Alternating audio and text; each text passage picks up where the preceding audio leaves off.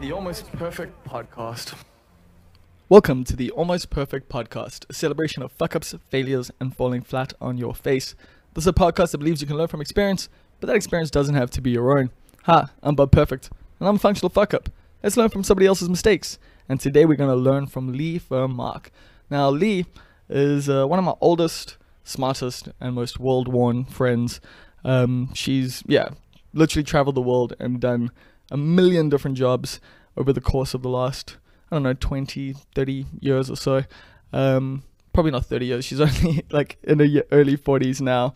But Leigh's done a whole lot of things and has finally found the thing that, brings her joy and purpose in terms of occupation. She's a stylist. She does wardrobe and she does prop styling. And it took her a long time to figure out that that's actually what she wanted to do. She's worked in advertising. She worked at an ad agency, a few ad agencies as an accounts manager. She's written for Saltwater Girl. She was a teacher in Bangkok. I'm trying to think of all the different things she's done. She's worked in PR. She's worked on music festivals. She's managed bands. There's been a lot. And so we discuss quite a lot of it in this podcast. And we get a story, man. We get a story of trying to figure out who you are and what it is that you really want to do. And for some people, that comes young in life. A lot of people, go, cool, I'm going to want to do this thing. And then they go and they do it. And that's the thing that they actually want to do. But for some of us, you think, hey, I want to do this thing. And then you do it and you're like, I don't think I actually want to do this thing. And eventually you figure out what it is you really want to do. But that journey isn't that simple for everyone. And so that's why I think this is a really cool podcast with Leigh. It's just about that. It's all about the journey, yo. So I think you'll get a lot out of this one, especially if you're kind of thinking about leaving advertising. Maybe this is the podcast for you, or maybe it's not, because maybe you might make bad life choices and be hungry for a while, as Leigh and I discuss in this podcast. If you do enjoy the podcast, you can like it on Facebook. It's the Almost Perfect Podcast there. You can also find us on Twitter now. It's almost_podcast.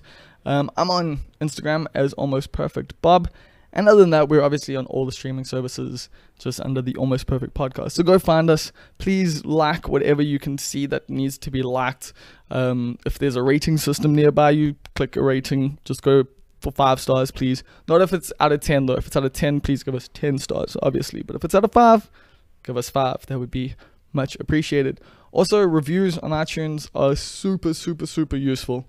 They actually show us engagement and, make iTunes think, hey, this is a cool podcast. And then if iTunes thinks it's a cool podcast, more people will get to hear it. And then they might think, hey, this is actually a cool podcast. So if you think this is a cool podcast, help me out like that, please.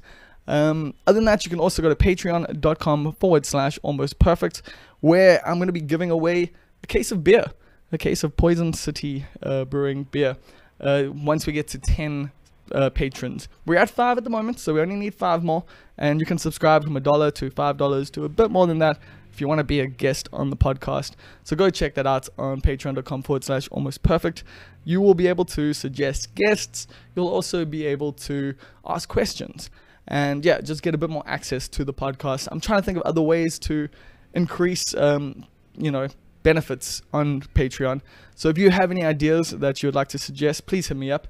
You can do so at almostperfectpod@gmail.com, as well as obviously on all the social media.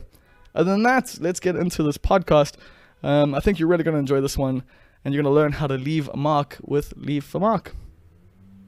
What's up, Miss Leigh Vermaak? Hello, Bobness. Leigh Vermaak. Oh, wow. That's going to be the weirdest intro. Hello, Bobness. Like, everyone else is like, hey, Bob, how are you? But we're friends. So we go way fucking back, you and I. Yeah, I think you were 24 or so when I met you. Roughly around that age. How old are you now?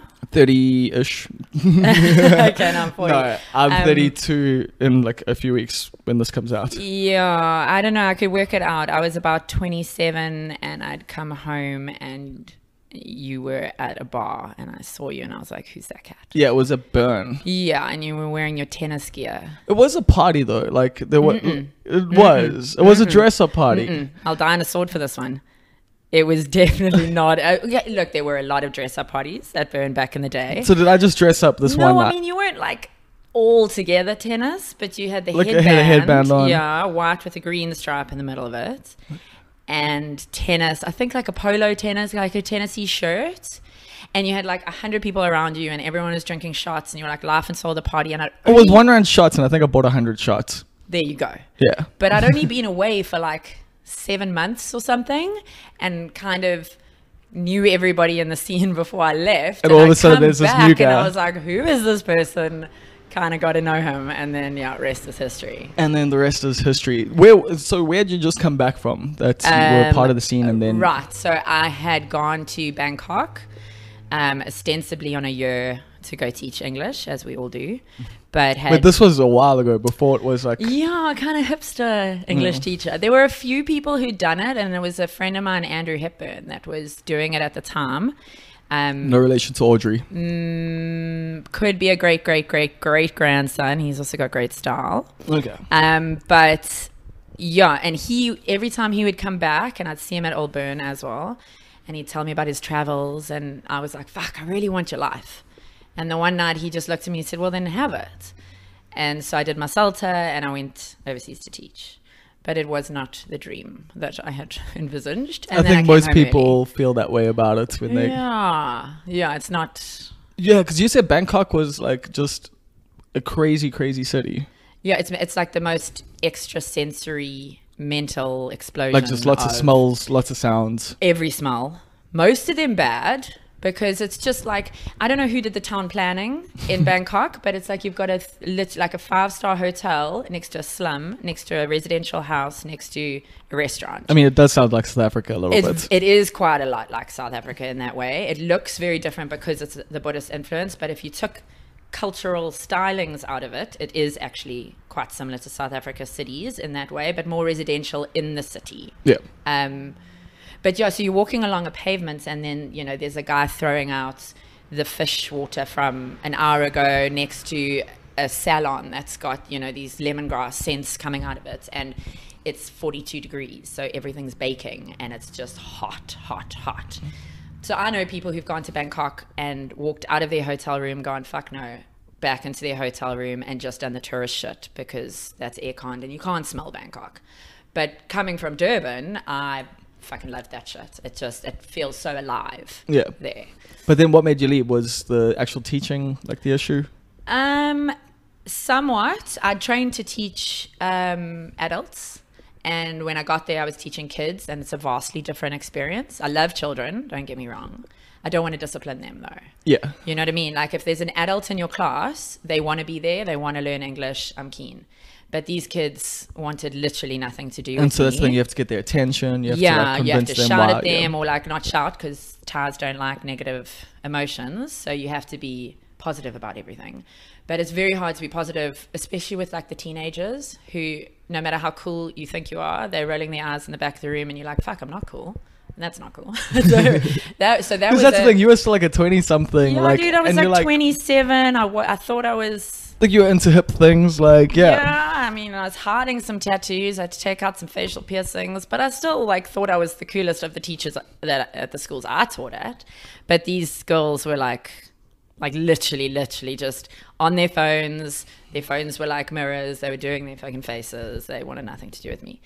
But it was also, so that was a big part of it. I think in my first week there, and I was there for a year contract. In my first week, I tallied up how many hours I was going to have to teach before I came home, just to like, so I could knock them off and be like, okay, it's 3,000 today, and then go down, because I really didn't enjoy the teaching.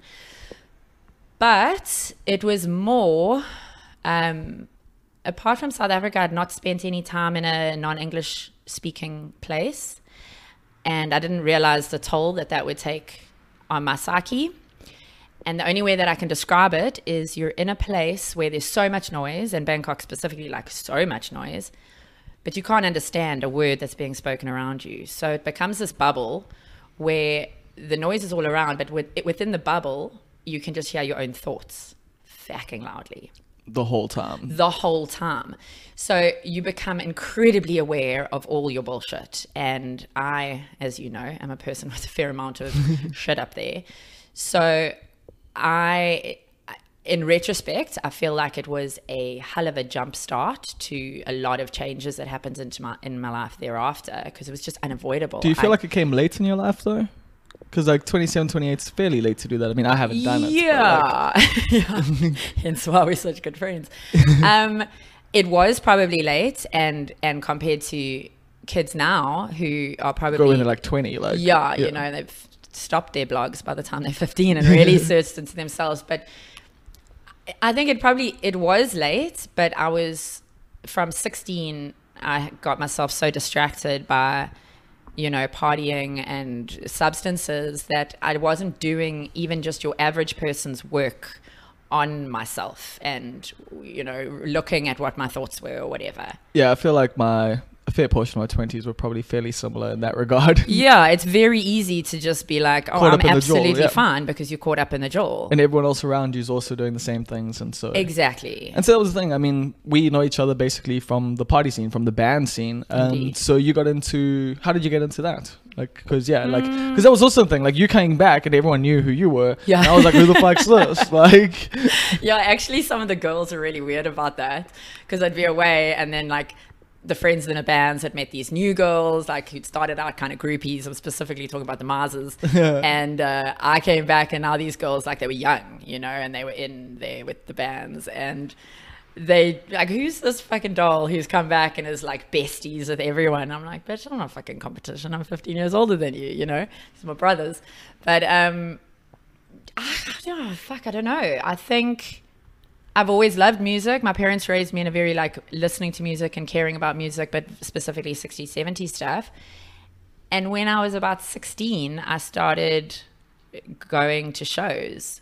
We were going to clubs that would have bands on certain nights. So it was the 90s, like Wednesdays. Rift. Yeah, Rift, Station, Crash. They were predominantly DJ orientated clubs. But alternative DJ. But yes, no, always alternative. They'd have like the main floor would be alternative, and then they'd have a back floor that would be like electro dance, more, you know, that kind of music in the background. But alternative was the mainstream, which is a strange sentence to say, but such is life.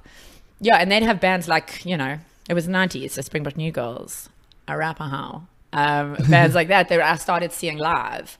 And even though they weren't necessarily like bands that I loved the music of, I got very caught up in the whole live music thing. I mean, same, like essentially, like, you know, I'd go watch lots of live bands. They weren't necessarily my favorite, but it was just a cool thing to do. Like I enjoyed being a part of that. I enjoyed being around that. I enjoyed being around those kind of people. So that was always the appeal to me. It was just like, even if the band sucked, it was just cool to be a part of it. Yeah, and generally speaking, at that stage, there were more than one band on a night. So if one sucked, you could just wait. Yeah. Hopefully, one that you liked would come the afterwards. first band would suck. Like, that's kind of how it would go. You were always there for like one band. Like, I've got so many names that I just name and shame right now, but I mean, at this point, I'm sure you'll be fine. Like, yeah, they're probably all dead by now. But so, what were you doing at that time? I mean, you were studying, right? You had studied. So, like, finished school. Yeah, so you studied at varsity English and stuff. Yeah, I wanted to go to Maritzburg. Just wanted to get out of the house. Didn't know what I wanted to study. I come from a middle class background, so very privileged in that I can say that not studying was not an option. My parents said just categorically, you have to study. To go to varsity, yeah. Doesn't matter what you do. You have to go though, just to get that discipline and that degree. You know what I mean? It was that hanging over your head. You won't get a job without that degree. And my sister had always known, and she went and did the engineering and the economics. We'll get back to that. Well, we'll get back to this, what I'm going to ask now. But yeah. How much has your degree helped you get jobs? Look, because I studied English, and then the majority of the jobs I got in the beginning were writing orientated, I think having that degree did help. I'm not sure if I would have necessarily because I'd say like most of the stuff you do nowadays fuck no, has nothing to do with it. No, fuck no. And even having said that, like when I was studying, I wasn't studying because I thought, oh, this is going to get me a job. Like I say, my parents said just study. And so you chose and I chose English? Literature. Yeah, English and literature. Cool. So English and then translated literature, Spanish, French, German, Russian, but all modern literature. So what was why is that? Just because you enjoyed reading? Yeah, I read for 3 years. I loved. The other one was Latin American literature. Obsessed with reading. Been reading since I was 3. Absolutely love reading. Had no intention of becoming a writer or anything like that, but just thought, hey, if I can do it. And for 3 years, keep my parents happy and party was basically the plan. And so did you go to Maritzburg to do that? No, my parents in their infinite wisdom knew that if I'd gone away, I would have definitely failed and probably died. So they said, nah, stay at home. So I stayed at home. And in retrospect, I mean, Maritzburg, come on, I would have imploded. Yeah. Also, you would have had to go to crowded house every week. Oh, exactly. And not only when Rising End were playing and whatever. And there was a hardcore scene in Maritzburg. Well, for a little while. Yeah. That still would have been grungy. Yeah. So I dodged a bullet there. You definitely did. Yeah. And so, you studied UKZN then? So I studied, it was UND. When I was there. Oh, okay. It became UKZN a year or two back. I mean, after that, yeah. So we were the last that got the UND degrees. And then after varsity, I went traveling for a while. Where'd you go? My dad, I'd broken up with my first, unfortunately not last, toxic boyfriend relationship. And my father wanted to get me away from him as quickly as possible. So he bought us, at that stage, they used to sell these round the world tickets that were super cheap if you traveled in one direction. Okay. So you picked, like, if you left South Africa and you picked, I think you were allowed like 3 or 4 countries as long as it went. So we went like Oz, Oz, America, England, and then back. And then it was like ridiculously cheap. So he bought myself and my sister those tickets and got us fucking hell out of Dodge. And then I stayed over there for like 2 years because we all had those like working South African visa vibes. Worked in music stores, and that's when I started to see like bands, big bands. Like that you really wanted to see. Yeah, and big productions, and start to go to music festivals. I was already going to splashies. I don't think I'd done like Woodstocks and stuff in South Africa yet, but I'd definitely gone to like 3 or 4 splashies by then, and then ramped it up and went to like Glastonbury. How big is the... So you've done Glastonbury. I mean, that's just a completely That's the different biggest, thing. hands down, the biggest festival I've ever done. But what is that even like? Like, I don't want to go to it. Like, there's nothing about that appeals. On the first night, I went with my sister and a bunch of our friends, and we got there in the evening. It was already dark. We drove in. We'd been bused there. We drove in. Finding a place to pitch a tent was like impossible. There were, semi roads, same as Splashy. Like you can tell where you're not supposed to camp and whatever. And we were just, trekking, and you'd find this tiny corner like on a corner. Yeah. And you'd be okay. We looked around for hours. Eventually we found these little spots that we could have like 4 tents because there were a few of us. And we pitched our tent and we went straight to sleep. There was no music that night. And you wake up the next day and step out of your tent, and it's the most mind-blowing experience. There were 300,000 people there that year. It's a city. It's 100% a city, but it just looks like fucking Smarties because, every tent is a different color. Yeah. And as far as the eye can see are Smarties for days. The one day, and this is, it's hard to kind of quantify, but we walked from the edge, like the outside edge of the camping, to the middle of the festival, and that took us 3 hours. So it would be a 6-hour walk to get from one side to the other side, which I don't know how big that is, but it was fucking big. It's not cool. That's not on my bucket list. Like, fuck it. Like, I want to see my favorite bands on like a small, like, the underground or something. If I go to like England. It's just a really hard experience to get through. So it was like our literal first night. Like, Orpy is hard enough here. Like, Orpy is fucking hard, and it makes Glastonbury look like a literal walk in the park. Like, first night, Claire and we'd watch like Chemical Brothers, and it was like that kind of a vibe. It was a jaw. I would be into that. We saw Queens of the Stone Age on a tiny, it was the first time they'd ever played a festival, tiny stage, 11 o'clock in the morning. We were trying to find some shade, and there are these fucking dudes on stage. One of them's got their dick out because he did that from the beginning, that guitarist.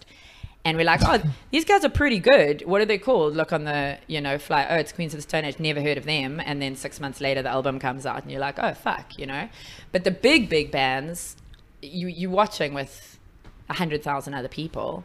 And then getting back to point of the story is we got into our tent that night, and we both just said, I cannot wait for this to be over so that we can have had the experience. But we don't want to be here having it. Yeah, you want to be able to look back on it already. Yeah.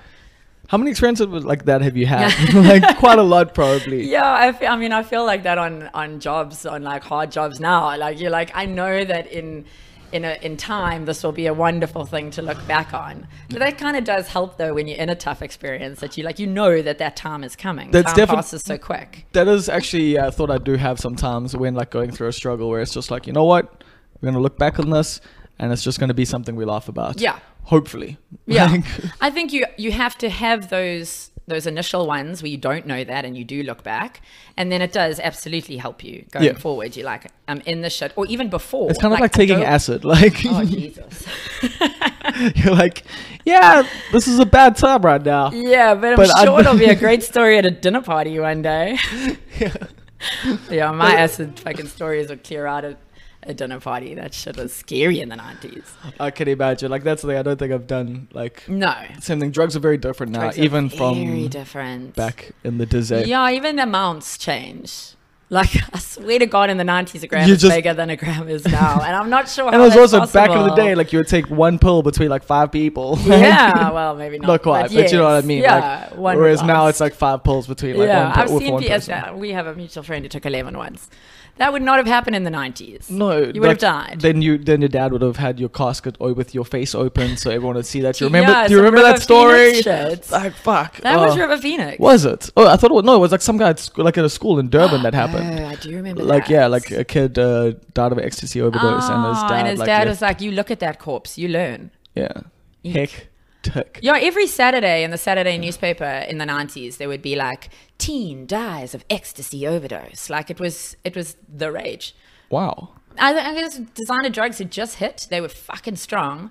Nobody knew that you had to drink like all the water. Yeah, that's you know, you'd go out, you'd be drinking already, then you'd take something, then you'd dry up and you just hit the dance floor for 9 hours. I mean, that's often why, like, even to these days, I mean, I've had to take friends to hospitals and stuff, and like, I do think a lot of times, like, yo, dog, just drink some fucking water, man. Please. Water saves the day. Like, you won't, like, but also, like, yeah, like, there's psychosis and like weird psychotic breaks happen, like, due to drugs. So if you're listening to this, probably don't do it. Drugs, guys. But do it if you want it. Like, I'm not going to tell you not to. Well, it's the Keith Richards thing. If you're going to do drugs, do expensive ones. Yeah, that's basically it.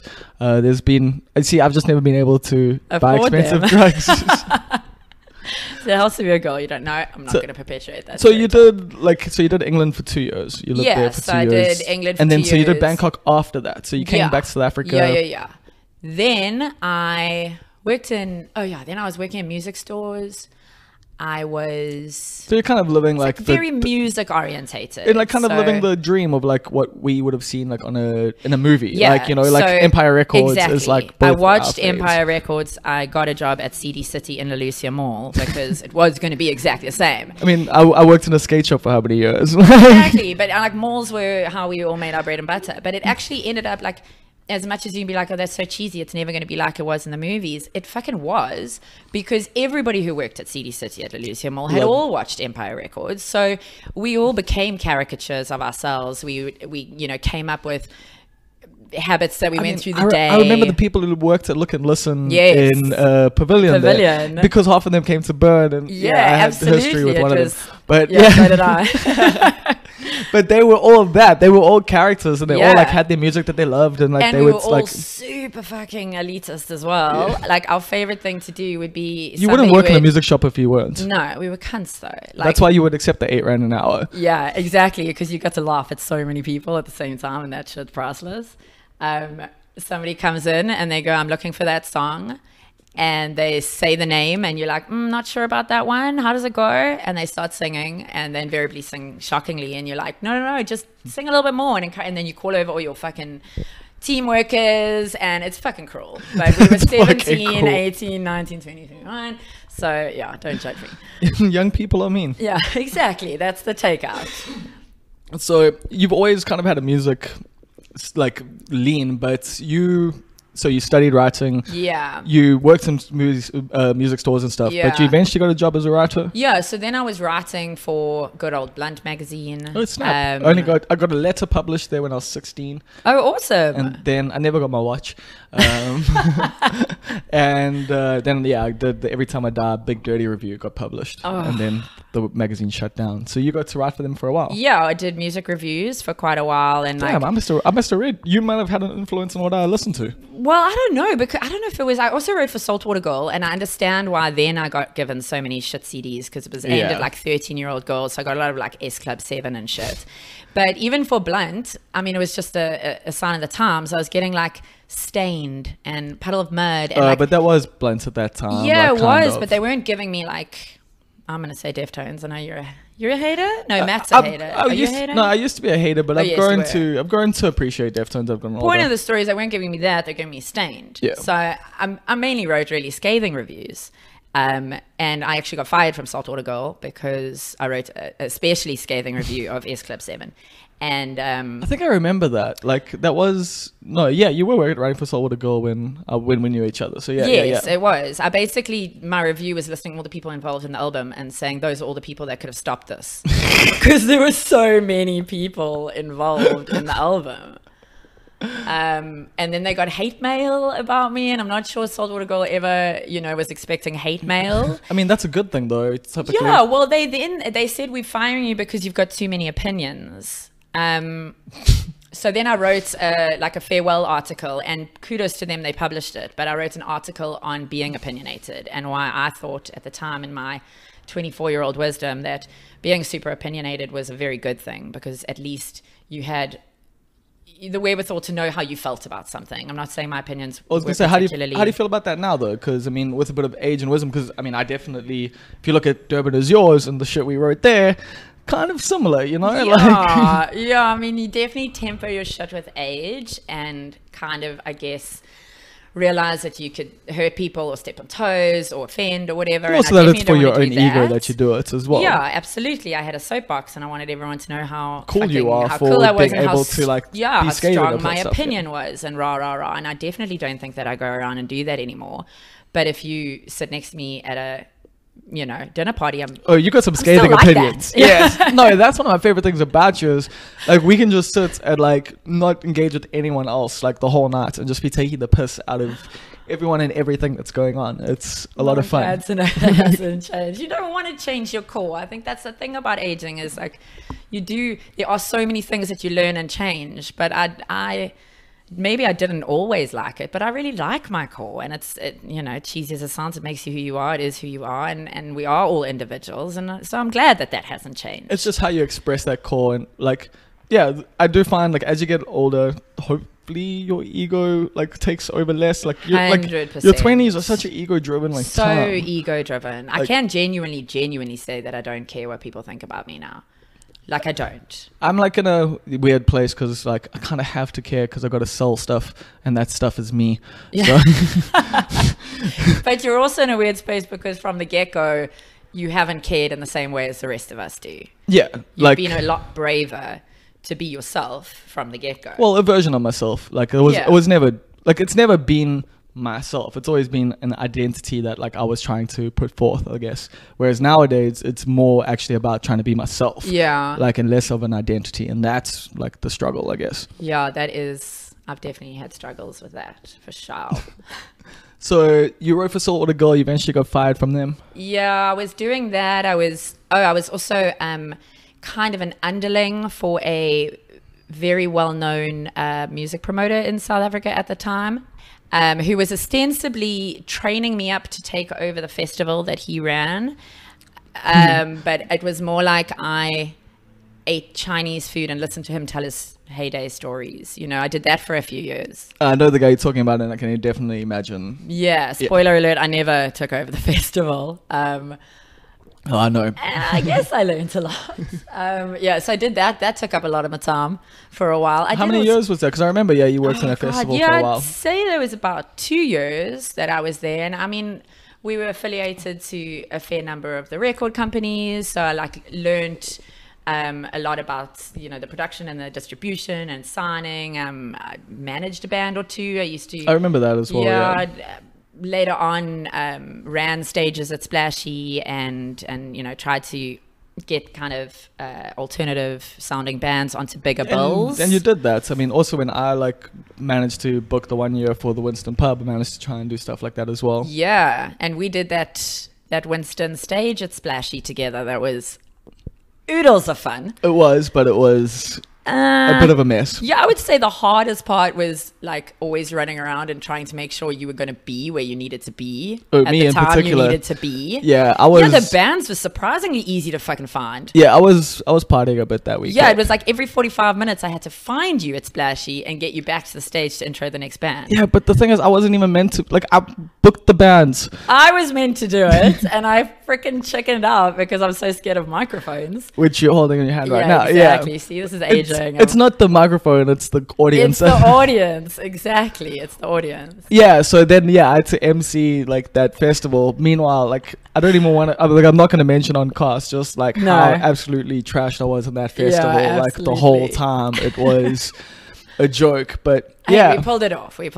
We did. People really enjoyed that part, and I mean, it did help me eventually book for Outland and stuff as well. Awesome. But so was this a period of your life where you were just trying anything music related, basically? Yeah, I was, again, I'd say I was living in a privileged space where it wasn't hugely about the money. I was still staying with my parents, and then I moved out and moved in with my sister, who's always been the responsible moneyed one. So she was kind of supporting my lifestyle at that point, and I was just doing anything. I wasn't even really doing it to survive. I was doing it to save money to go to overseas festivals. It was all about watching bands, and then I would write about them and then make enough money to do more of that.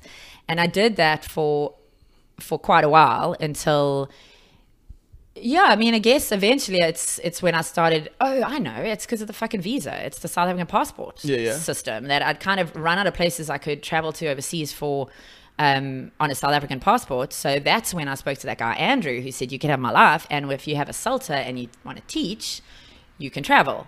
They don't care about your visa, your passport. So that's when I did that, and then I got into teaching, and I kind of left music as as a career, if you want to call it that, by the wayside, and then I just carried on going to shows and stuff as fun. But when you came back to South Africa, didn't you work in the... I was still dabbling. I was still involved with Splashy and with the guys at the Winston, but I don't think I was necessarily pushing it. It wasn't your job anymore. No, and by then I had a job. Yeah, so what was that? Because so the reason why I'm chatting to you on this cast is because you've done so many different things. And that's what I love about you is you're a prime example of someone just living their own life. And just not going with a plan, not going this is who I'm going to be and this is what I'm going to do, but instead going, this is who I'm going to be today. You know? So that was obviously, as you say, not planned. Yeah. And I thought about it a little bit when you asked me to do this. The first thing I did was actually write down all the things I've done, because I was fuck, I'm going to forget something. And even now chatting, I'm how did that work in chronological order? But it was also kind of, I did have dreams and plans for my life. And maybe this can be another conversation that we have at some point, because it was very fear-based and sabotaging myself before I could feel failure that stopped me from ever actually putting my hat in the ring and saying, that is what I want to do.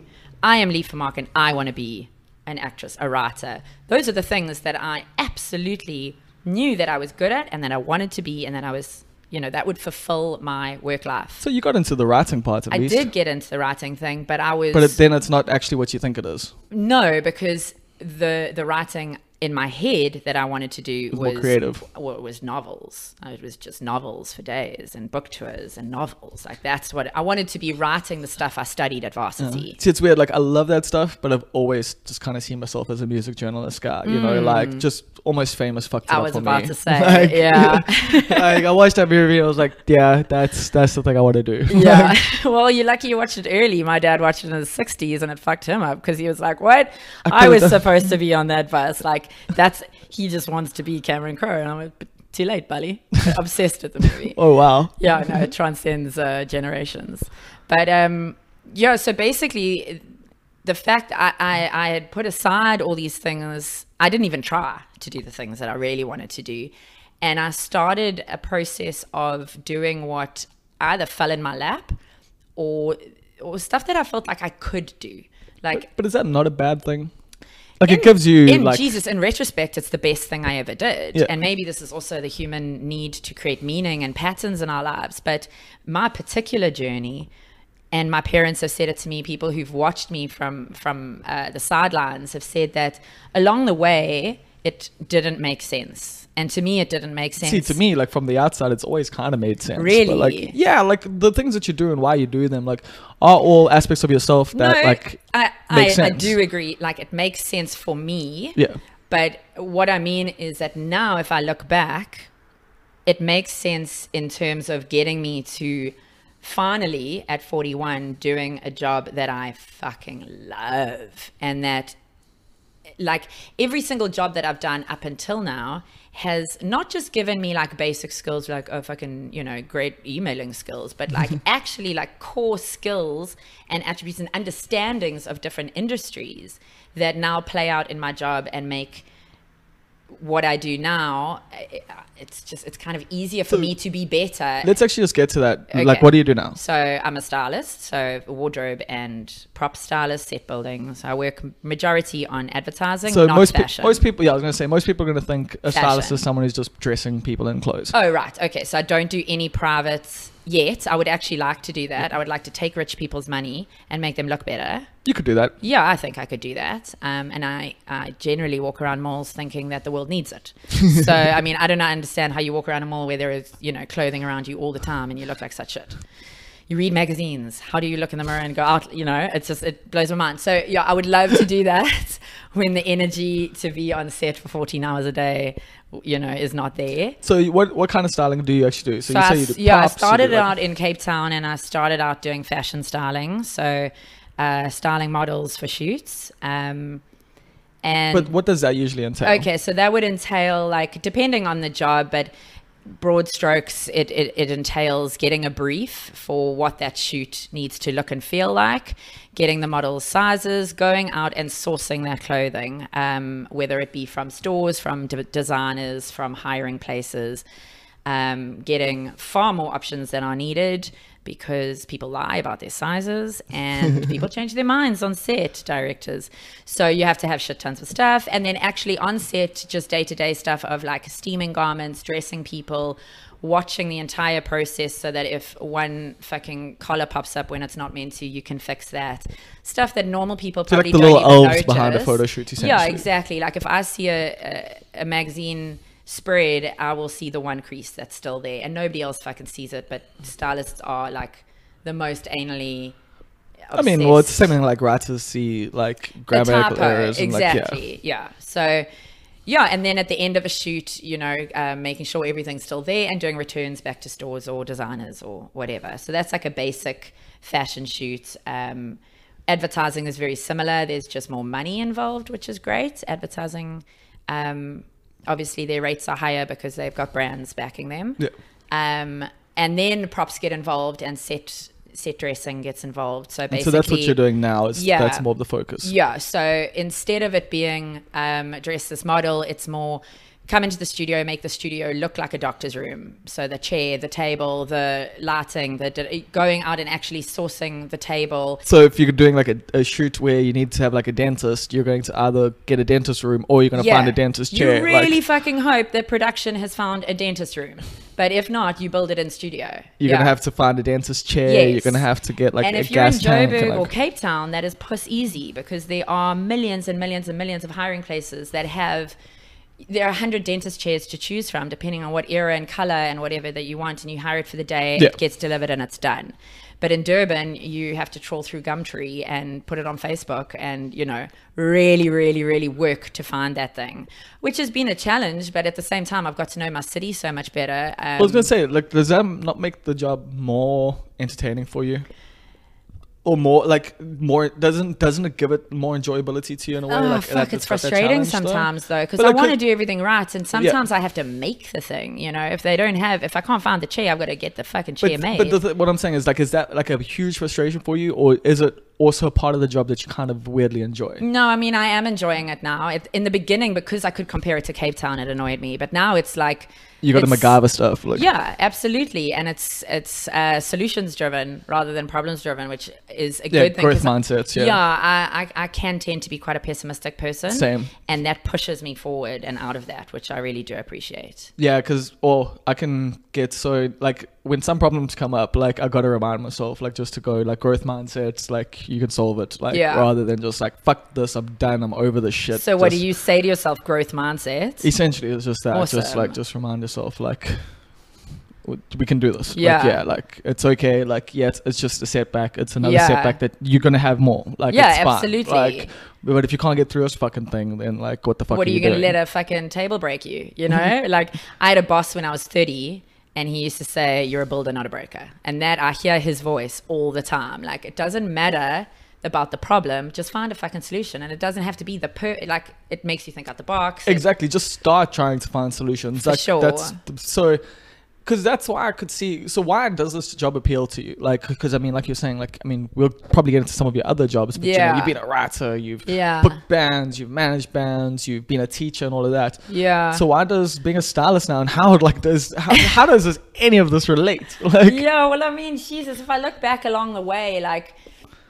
I mean, you've always had style. You've always had a Oh, cool bless aesthetic. you. Like, I mean, like we're in your flat right now. It looks dope as fuck. It looks like it's, you know, a photo shoot worthy house. Like, and that's always been your vibe. Like, anytime like I've seen you or like I'm like, you know, in your spaces, they're well manicured. They're well like Thanks. put together. It's like, Yeah, and yourself I mean, as well. it's- Like, you've got style. Like, It's never been anything that I've thought about or I mean, I studied think or whatever. it's a natural thing for people. Yeah, it's just, you know, you express yourself. And this for me, it's the job that I have the most freedom. Firstly, I'm a freelancer, so that goes a huge way to explain why I'm so happy. I've got a mug in my kitchen right now that says it actually says the world's okayest employee. That's a lie. I was the world's worst employee because I'm with you. I will do the bare fucking minimum. I really, really will. Give me my paycheck. I will start, you know, really paying attention at 4:45. this is why like I needed the freelance life as well, because I was the same way. Like, I would do jobs and just do as little as fucking possible. Yeah. Like, and not do your job well, and like No. And no matter how, like, I could be into the job. I've had incredible bosses and Yeah. worked for incredible companies. I've had bosses who are my friends. Like, and it just sucks. Like, that 8 to 5, some people just aren't built for just it. having to go to a place to do a menial task over and over again. Like, I need a challenge. I need like, Yeah. that's why like writing can be frustrating. But I mean, even nowadays, like, my days are set up that like no day is the same anymore, and it's like, you know, always working on different things. And like, That's it for me. Is like, no day is the same. Every single day physically looks different. I wake up at a different time every single day. I don't have a set alarm. Like, some days it's 4, some days it's 10. Like, it's never 10 anymore, but like aging. Some days it's 7. it's quite often actually. Yeah, 10's a bit late these Dude, days. I don't sleep in anymore. Like, I sleep in, but it's not Also till because 10. I don't drink anymore. So hangovers, you know, I'd sleep until 2 if I drilled until 4 the morning Yeah. before. But yeah, I know, 7 o'clock now. I'm like, oh, that was a good lie-in. It's fucking weird. But yeah, my days look different. I am my own boss. If I don't want to fucking take a job for a week because I'm going away, then I just don't do that. I work But then way harder. do your clients like rely on other, like, are there lots of, like, is there a lot of competition in Durban? What's the deal there? There's enough of us for the work that there is. Obviously, Durban doesn't have the same industry as Cape Town or Joburg. But we terms do of- have like, you know, in-built clients like Mr. Price and stuff. Yeah, that, no, like, we've yeah. got a lot. I really was hugely surprised when I moved back. I mean, there's to a huge Durban. fashion industry here. Like, a lot of South Africa's fashion industry comes from here. And loads and loads and loads of ad agencies, and those Yep. are shooting all the fucking time. So there's a lot more work than I expected, but The less resources. if we suddenly got 30 stylists, you know, that came in from Cape Town, we would be fucked. Like, I would say there's probably 10 of us that are like at the level that we're working all in the advertising industry, and there's just enough for those 10. Like, we're all really good friends. We're all on a WhatsApp group, and we all share info and we share jobs. If I can't do a job, I put it on the group. Somebody else picks it up. We're not scared of losing jobs to each other like you are in Cape Town. Which is really, really nice. But throw an 11th girl into the mix and there's Might get a probably bit gonna catty. be some hair flying. So Cape Town, don't come here. Chandra keeps threatening to come back, and I'm like, John Ross does Stylist. Yeah, he's a stylist in Cape Town, so stay there. And I mean, you used to. So you started doing it in Cape Town with fashion. I was in advertising for close to 10 years before that, and I mean, I remember you were in advertising here in Durban. Yes. And then you moved from Durban to Cape Town. And then I moved to Cape Town to kind of be in Cape Town, but also to get away from yet another toxic relationship. And moved to Cape Town to get like a fresh start and whatever, and carried on in advertising for about a year and a half. That's also just, you've done all the typical Durban things. So you've gone overseas to study English. You did English. I mean, not study English, to teach English. Wait, the typical white girl Durban thing. Yeah, let's call it what it is. Then you went to England for 2 years. I mean, at the time, that was the thing. That was the thing to do, like, if you had like, a passports, you could do it. It's like you can't so much anymore. And then like the last thing all Durbanites did was go to Cape Town. Moved to Cape Town. And then you did that as well. Go to the mountain. Yeah. I tried to like still maintain some individuality in that I didn't like Cape Town. I never got all like gooey about the mountain, and I actually really battled in Cape Town because I miss Durban so much.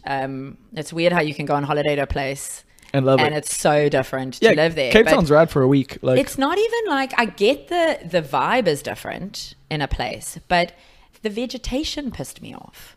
Like I went there on holiday a million times, loved it to bits and pieces, thought it was the most beautiful place ever, moved there, and the first thing I noticed was like, it's really scrubby. Yeah. There's, we're fucking tropical here, and where were my palm trees? Where were my banana trees? Where was my brown sand? I don't want white sand. That shit ain't real. Like, it's fine on the beach, but put it in the CBD. It's not right. Everything just looked ugly weird, to me. Yeah. And even like on the mountain, beautiful mountain, walk on the mountain and it's scrub. Yeah. Do you know what I mean? I wanted it's bramble forest. Yeah. So like Cape Town, no it's offense, not quite like Durban Bush, or you go to Kranskloof, or you go to like... And I just, for me, that just like, it only hit when I got there, and I was like, oh shit, what have I done? But now I'm here, so I can't go back with my tail between my legs. So it's the same thing like with Bangkok, years. like just counting down the hours of like, I would have worked, but instead you're doing it for 5 years, and you could have left at any time. I mean, Bangkok was Buddhist and under curfews. There were no drugs, but in Cape Town I managed to distract myself for 5 years and stay. But yeah, so I went over and I stayed in advertising basically for like a year and a half. And like, I mean, because obviously you're like a talented writer, so copywriting would have been the thing, but that's not what you did. No. So when I had been in PR. Okay. So that was the step between teaching and advertising, was I got a job in a PR agency where I wrote press releases, and I got that job. So that was a job I got because I had an English degree, right?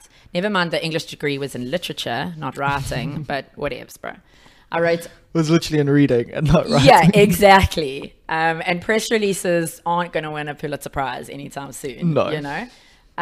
God, no. God, fuck no. So I was in PR. I was hating it. My dear friend, Matt Wilkinson, who I'd known from the 90s and Perez and Pistol Fish and all that shit, he had gone into advertising, and he said to me, hey, heads up. He suits it. I mean, he owns an agency now. He's doing super well. But he said to me, there's 2 ways you can get into advertising. One is copywriting, and you'll make $5K a month. The other one is account management, and you make $15K a month. And guess what? I fucking chose. Yeah, I remember the one you chose. I mean, it's soul destroying, but isn't that what advertising is all about? I mean, but so is copywriting and advertising. Well, so exactly. Like, so if you're going to destroy your soul, it would have destroyed my soul and my writing, my love of writing. So, so I went for more money, and I did dig it. I liked agency life is pretty cool. I had a huge problem in that I hate capitalism and consumerism. So the selling of things really, didn't sit well with me. And I think the universe, this sounds so happy, but the universe was trying to push me out faster than I was. I don't move very fast. So I literally, apart from like a few pizza brands that I worked on, I only got given sin brands. So pharmaceutical companies, petroleum companies, casinos.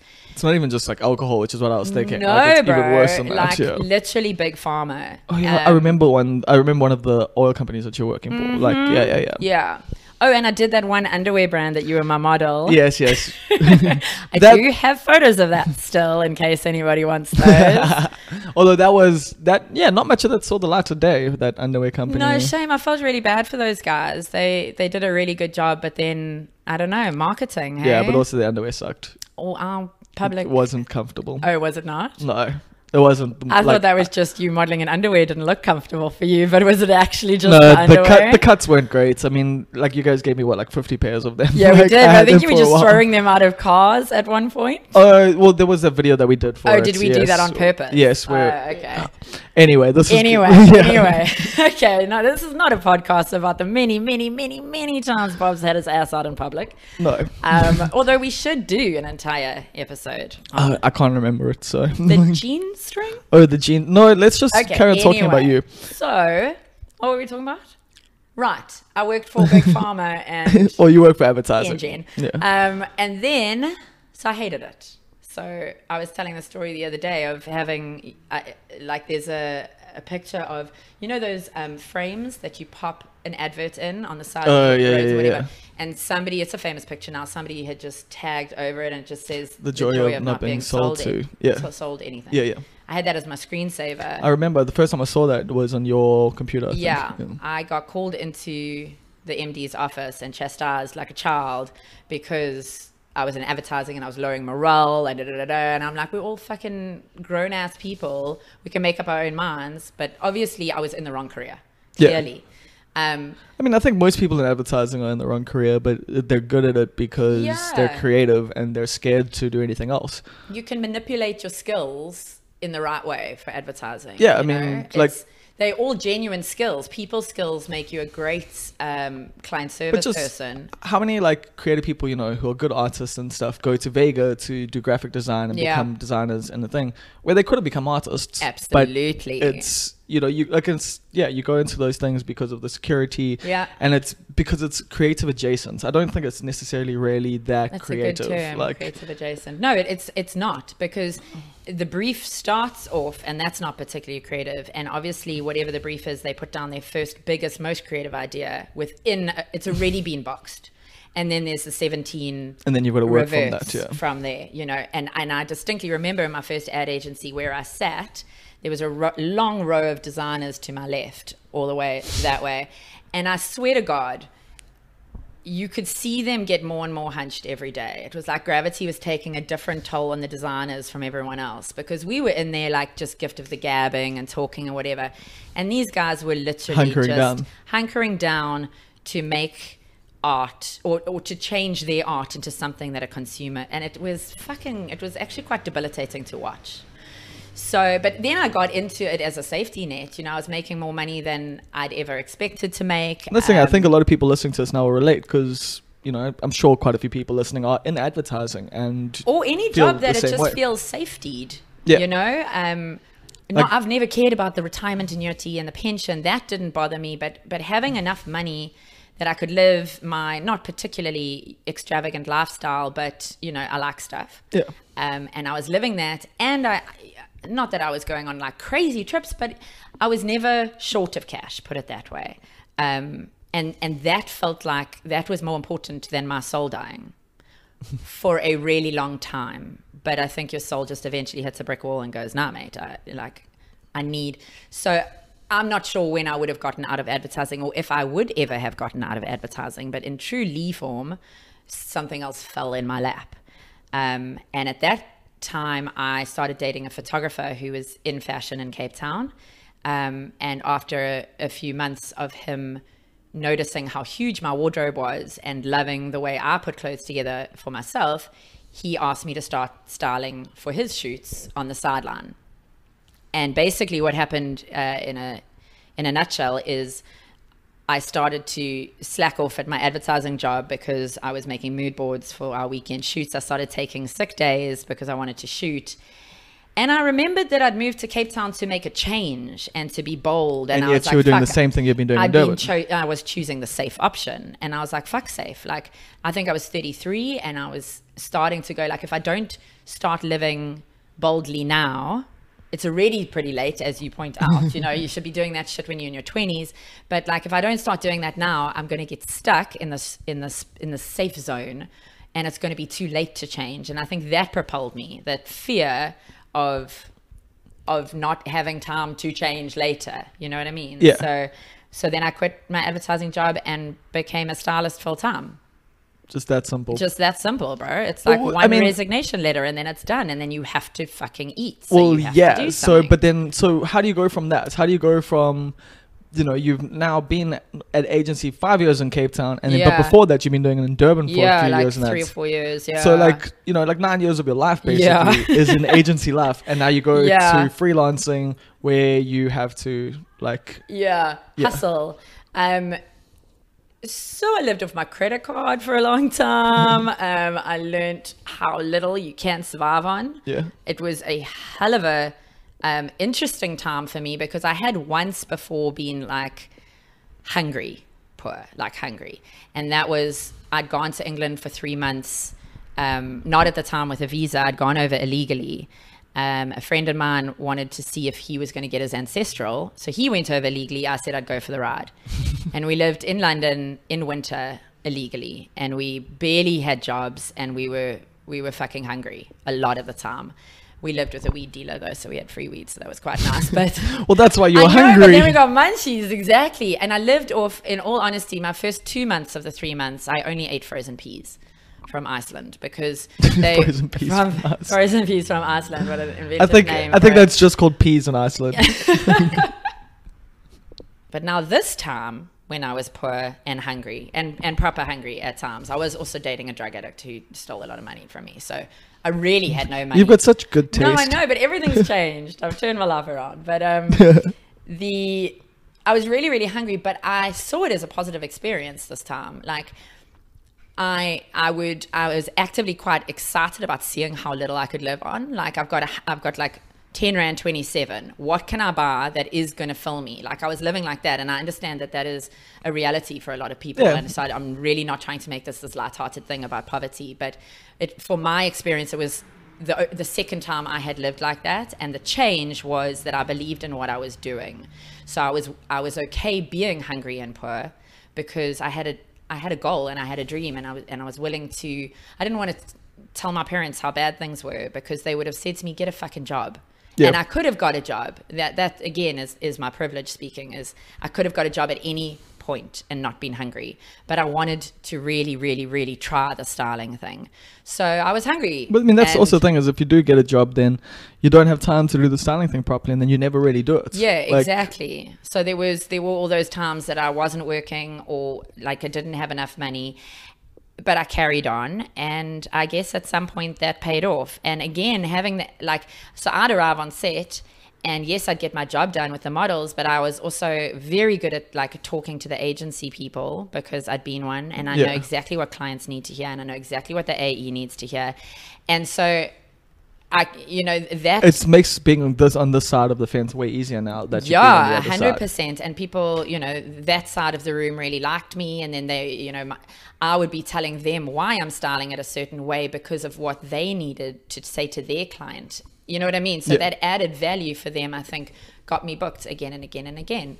And I probably hacked for about a year before I started feeling like, okay, I'm gonna be okay. This is going to bring in as much, if not more money than the jobs that I had before. What made you think that it was going to work? Because you're saying like, you were hungry. You were literally hungry. So what was the thing that actually inspired you to go, you know what?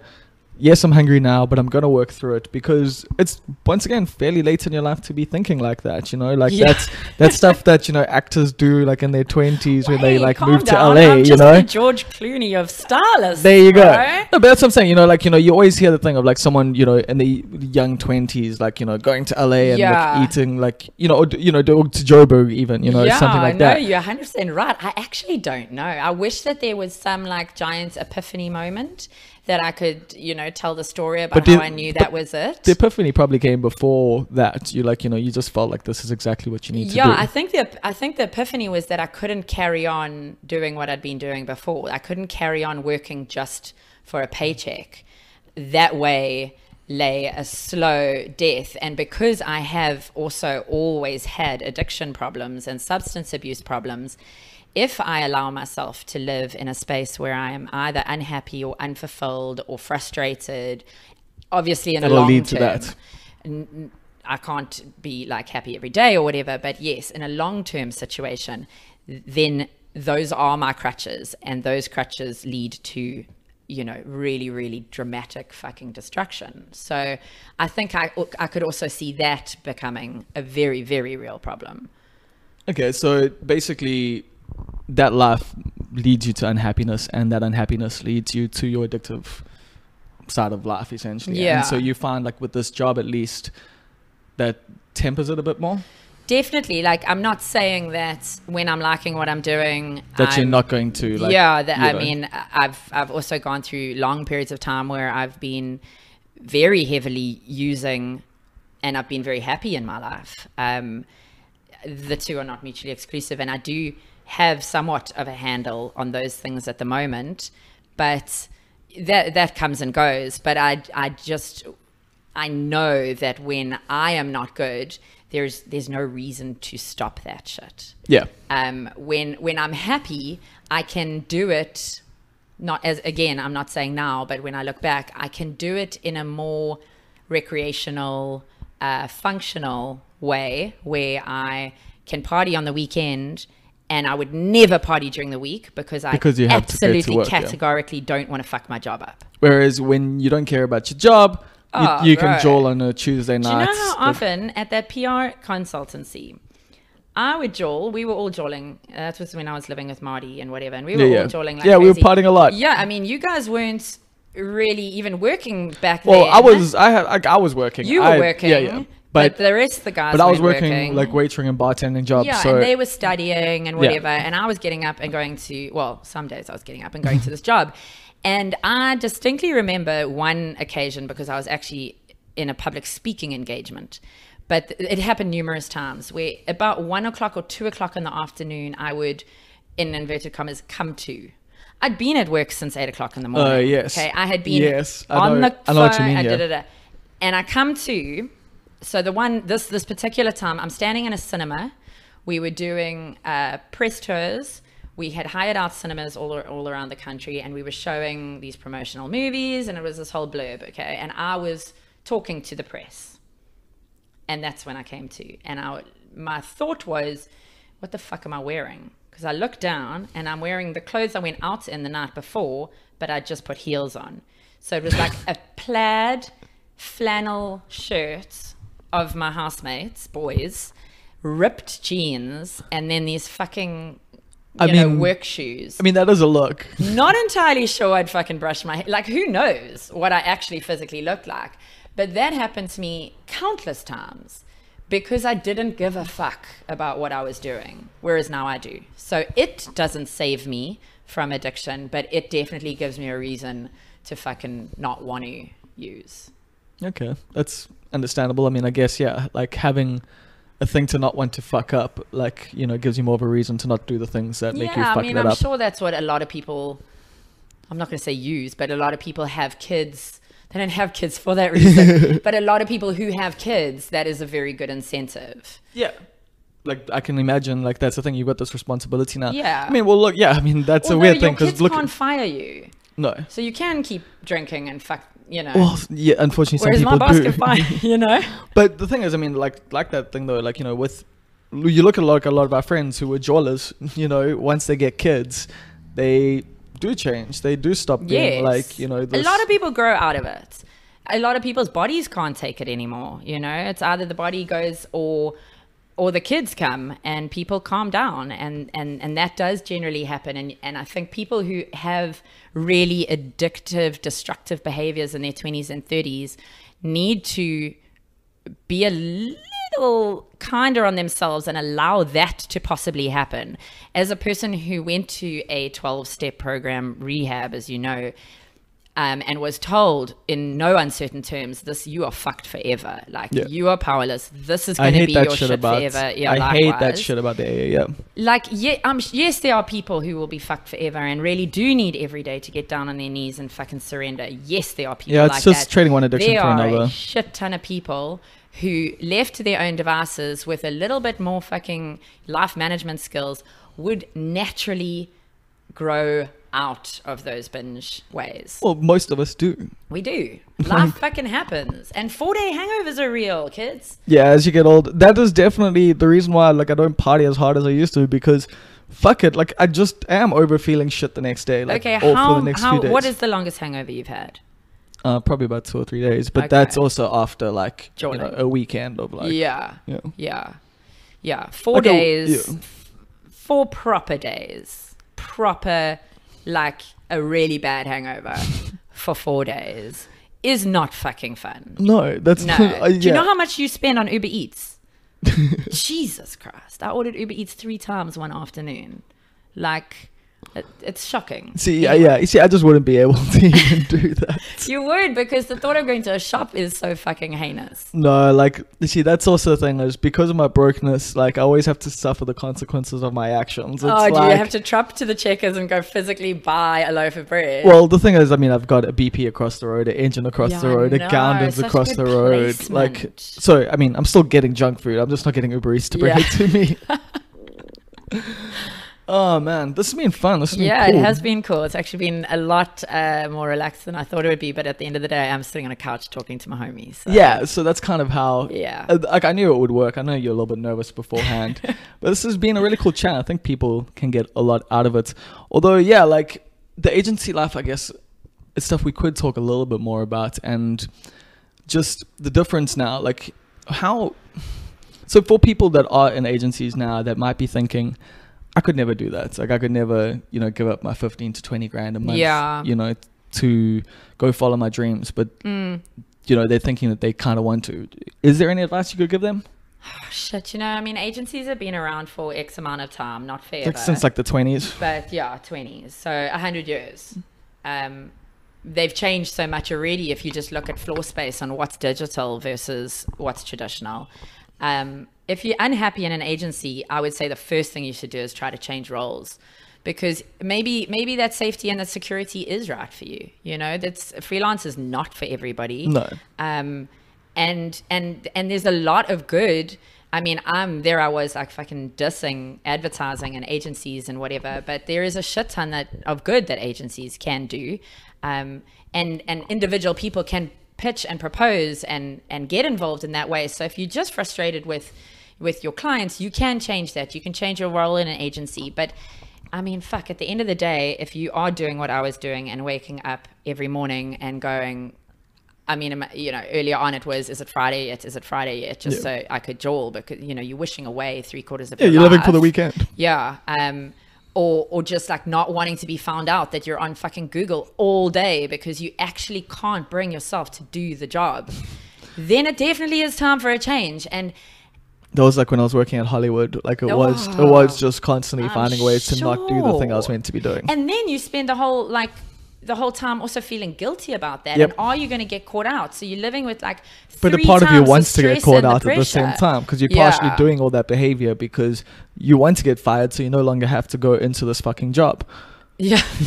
The super passive aggressive way of dealing with your issues. Yeah, no, absolutely. I just think that there's so many fucking things that we can do.